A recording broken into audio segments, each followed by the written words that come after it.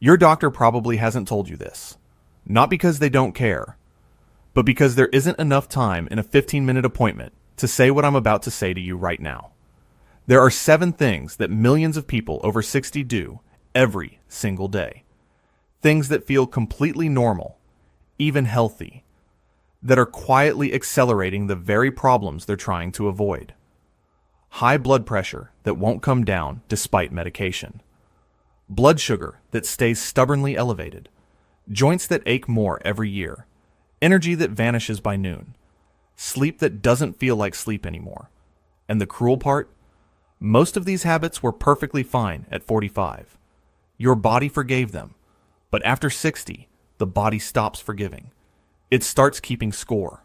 I've sat across from patients who were doing everything right on paper, taking their medications, watching their diet, getting their checkups, and still declining slowly.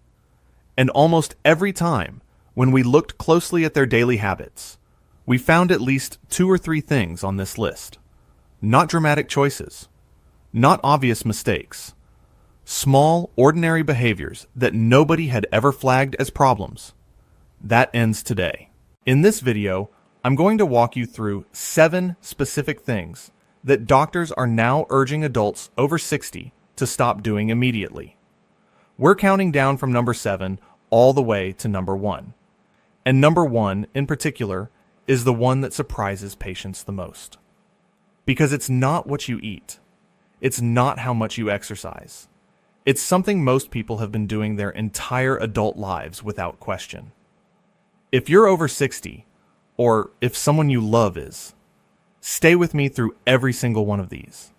The habit doing the most damage to your health right now might be the very last one you'd suspect. My name is Dr. Owen. I've spent over 20 years in internal medicine and geriatric care. And in that time, I've noticed one pattern that repeats itself constantly. The habits that harm older adults the most are almost never the obvious ones. This channel exists to close that gap, to give you the information that doesn't always make it into a short office visit. Practical, evidence-based guidance that helps you stay strong, independent, and in control of your own health for as long as possible. Before we get into today's countdown, I want to ask you something directly. How many of your daily habits are exactly the same as they were 20 years ago? The way you start your morning, what you do after meals, how you wind down at night. For most people, the honest answer is, not much has changed. And that's precisely the problem. Because the body you're living in today is not the same body you had at 45. The habits have to change with it. Drop a comment below and tell me, which one of your daily routines do you wonder most about? I read every single one. Let's get into the countdown. Number 7. Stop sitting for more than 30 minutes without moving. And this one is going to challenge something you probably believe about yourself. Most people over 60 don't think of themselves as sedentary. You walk in the morning. You do chores. You stay reasonably active. But here is what recent research has made undeniably clear. The danger of prolonged sitting is completely separate from how much you exercise. You can walk 30 minutes every morning and still be doing measurable damage to your cardiovascular system by sitting in the same chair for 3 hours every afternoon. The American Heart Association now classifies extended, unbroken sitting as an independent cardiovascular risk factor, even in people who meet daily exercise guidelines. Here's what happens inside your body during long sitting stretches. The large muscles in your legs and hips go completely inactive. When those muscles shut down, your body's ability to regulate blood sugar drops sharply. For anyone managing prediabetes or type 2 diabetes, that's a direct driver of elevated readings after meals. Circulation also slows in the lower legs, increasing clot risk. And when you finally stand up after 90 minutes in your recliner, blood pressure can spike and cause dizziness, a condition called orthostatic hypotension, which is one of the most common causes of falls in older adults. The fix costs nothing. Set a timer for 25 minutes. When it goes off, stand up. walk to the kitchen, march in place for 60 seconds. That brief interruption restarts circulation, re-engages the leg muscles, and resets blood sugar regulation in a way that carries measurable benefit for the rest of the day. If you're on blood pressure or blood sugar medication, speak with your doctor. Some patients see enough improvement from movement breaks that their dosages need adjusting. Coming up next, something you're probably doing the moment you wake up tomorrow morning that's working directly against your heart. Number 6, stop reaching for coffee before you drink water. This one is going to hit close to home because it involves a morning ritual most people have had for 40 or 50 years without ever questioning it. You wake up. The coffee maker goes on. Within 5 minutes of opening your eyes, you're holding a warm mug. And honestly, for most of your adult life, that was fine. But after 60, that habit is starting your day with a quiet, physiological mistake. Here's why. Your body just spent 7 or 8 hours without fluids. You've been breathing, perspiring, and running kidney function all night. You wake up mildly dehydrated every single morning. And here's the age-specific part. The sensation of thirst weakens as we get older. Many adults over 60 are already fluid deficient before they get out of bed and don't feel it at all. Now add coffee or tea. Both are mild diuretics. They tell the kidneys to release more fluid than you're taking in. So, the very first thing you're doing to an already dehydrated body is pulling more water out of it. That compounds the morning deficit before you've even had breakfast. For someone over 60, that dehydration raises blood pressure readings, worsens joint stiffness, clouds mental clarity, and increases the risk of the dizzy spell when you stand up that leads to a fall. The fix isn't giving up coffee. I'm asking about sequence. Drink 1 full glass of water, 8 to 12 ounces, room temperature, before the coffee. That single glass rehydrates tissues, supports the kidneys during their morning filtration cycle, and gives your cardiovascular system a gentler start before caffeine arrives. Patients who make this one change report less morning stiffness, sharper thinking before noon, and steadier blood pressure readings within days. Next, something that happens 3 times a day and is quietly spiking your blood sugar at every single meal. Number 5, stop eating too fast. Before we get to number 5, I want to check in. If you've been watching this long, thank you. That tells me you're genuinely serious about your health. Go ahead and type the number 2 in the comments right now. It lets us know you're here, and it helps this video reach more people who need this information. Keep watching. The most important ones are still ahead. Number 5 is something that happens 3 times a day without most people giving it a second thought. It's eating too fast. And the effects go far beyond a stomachache. Digestion doesn't start in the stomach. It starts in the mouth. Saliva contains an enzyme called amylase that begins breaking down carbohydrates the moment food enters your mouth. When you chew thoroughly, that enzyme does its job properly. When you swallow after 4 or 5 chews, large food particles reach your stomach unprepared, and your pancreas and gut wall have to compensate by processing faster. For someone managing blood sugar, faster processing means a steeper glucose spike after every meal, not because of what you ate, but because of how fast you ate it. This is one of the most overlooked reasons blood sugar stays inconsistent in older adults even when their diet looks right. There's also a satiety delay. Your brain takes 15 to 20 minutes to receive the signal that says you're full. If your meal is gone in 8 minutes, common when eating in front of the television, you finish before fullness registers. Overeating follows automatically. Over months, that shows up in blood sugar, weight, and blood pressure. The correction is simple. Put your fork down between every bite. Aim for 15 chews per mouthful. Let the meal take at least 20 minutes. At number 4, we're going to talk about something most seniors do every single day that slowly drains the strength they depend on. Number 4, stop skipping.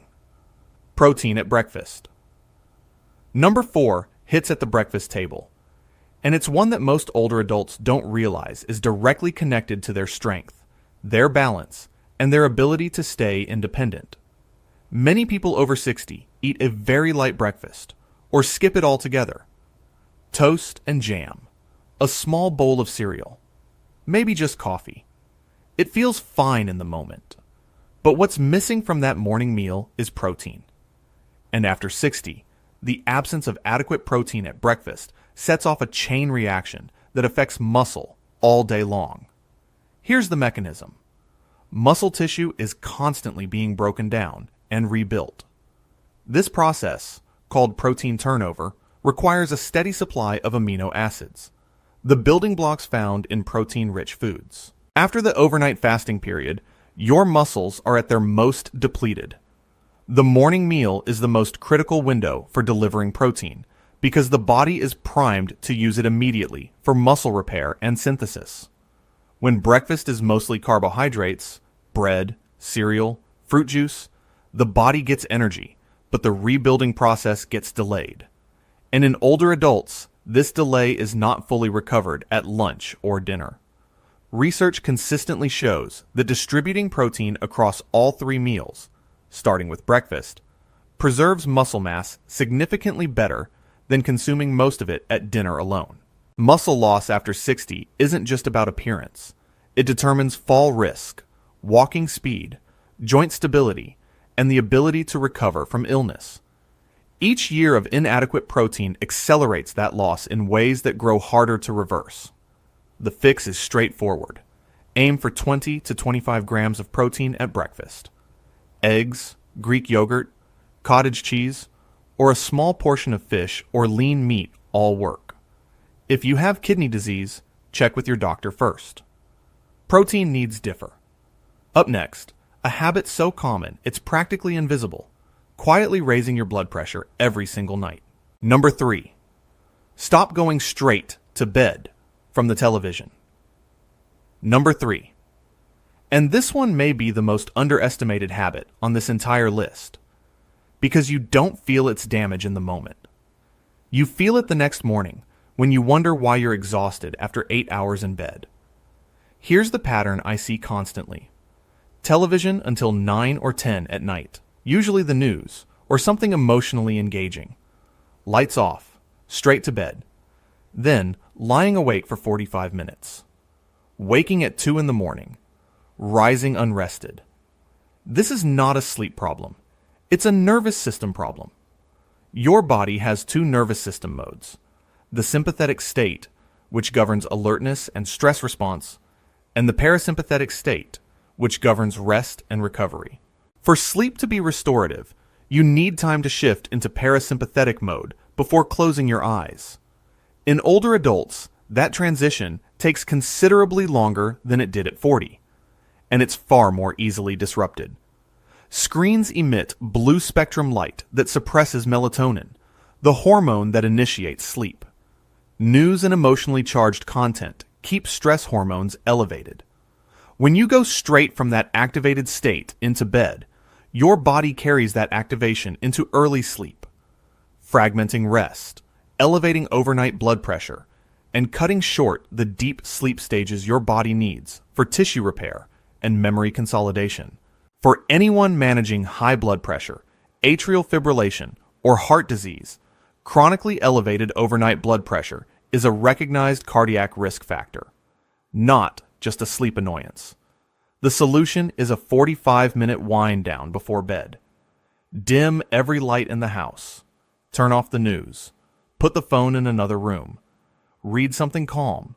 Try slow breathing. 4 counts in, hold 4, exhale for 6. That pattern has been shown to activate the parasympathetic system and lower resting heart rate within minutes. One habit shift in the evening measurably changes what your heart does all night long. If you've made it this far, most people haven't, and that says something real about you. Type the number 4 in the comments right now. Let's see who's still here. Now, number 2 and number 1. These are the 2 that change everything.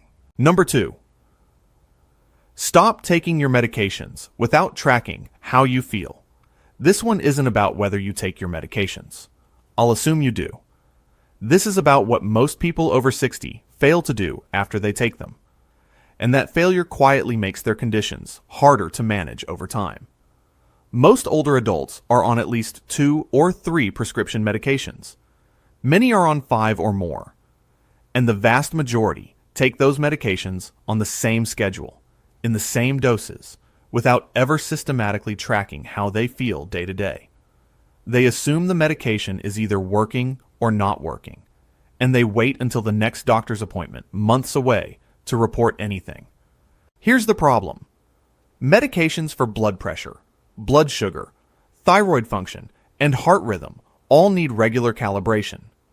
The dose that was correct a year ago may be too high, too low, or interacting differently now because of a body weight change, a dietary shift, or another medication added to the mix. Symptoms like fatigue, dizziness, brain fog, swelling, or mood changes are often medication side effects. But patients rarely connect the dots because they're not tracking. And when you do go to the appointment without notes, you rely on memory. Memory of how you felt 3 months ago. That's not reliable for anyone.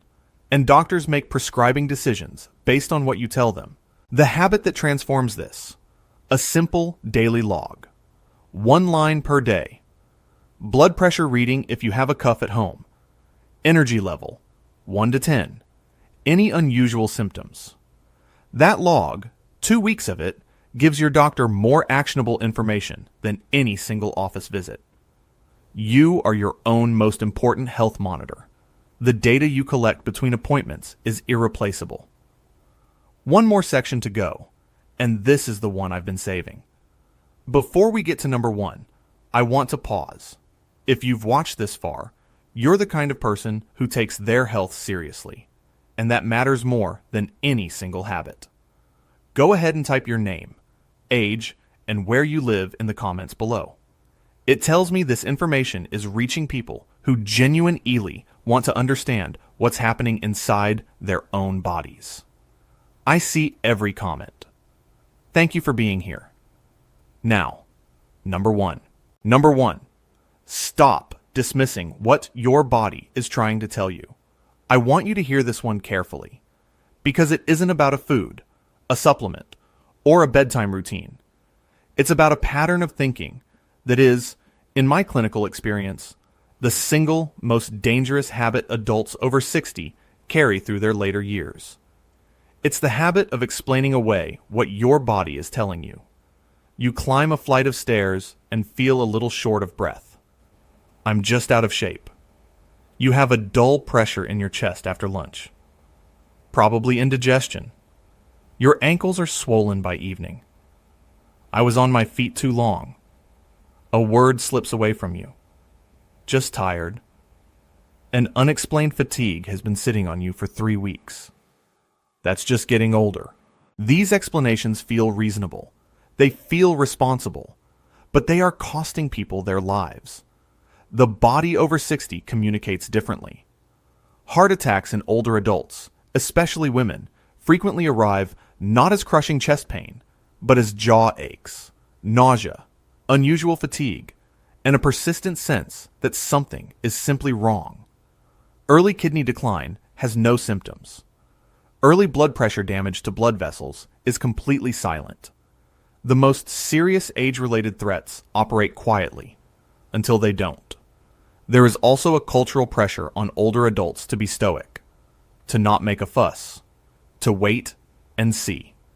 That pressure is understandable, and it is quietly lethal. The practice I recommend to every patient over 60 is a symptom log, a small notebook on the nightstand. When something feels off, write it down, the date, the sensation, how long it lasted. If the same note appears more than twice in 2 weeks, that notebook goes with you to your next appointment. You've spent 60 or more years learning to read this body. Those signals deserve to be taken seriously. The earlier a pattern reaches a doctor, the more options exist. That's not overreacting. That's wisdom. 7 habits. 7 ordinary, invisible things that are quietly working against the health of millions of older adults every single day, most of whom have no idea any of this is happening. You now know that prolonged sitting has cardiovascular consequences that exercise alone cannot undo. That the sequence of your morning drink matters more than most people realize. That eating speed is directly connected to blood sugar and weight. That the hour before bed shapes what your heart does all night. That breakfast protein determines how much muscle you keep year after year. That tracking how you feel on your medications gives your doctor the information they need to actually help you. And that dismissing what your body tells you isn't stoicism,